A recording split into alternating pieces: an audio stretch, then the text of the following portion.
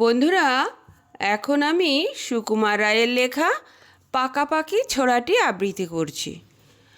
আম পাকে বৈশাখে, কুল পাকে ফাগুনে, কাঁচা ইট পাকা হয় পোড়ালে তা আগুনে।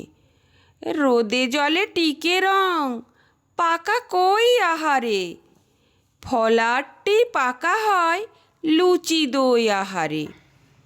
হাত পাকে লিখে লিখে, চুল পাকে বয়সে, জেঠামিতে পাকা ছেলে বেশি কথা কয় সে। লোকে কয় কাঁঠাল সে পাকে নাকি কিলিয়ে, বুদ্ধি পাকিয়ে তোলে লেখাপড়া গিলিয়ে। কান পাকে, ফোঁড়া পাকে, পেকে করে টন টন, কথা যার পাকা নয় কাজে তার ঠন ঠন।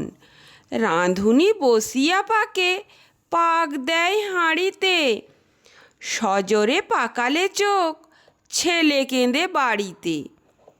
পাকায়ে পাকায়ে দড়ি টান হয়ে থাকে সে, দুহাতে পাকালে গোঁপ তবু নাহি পাকে সে।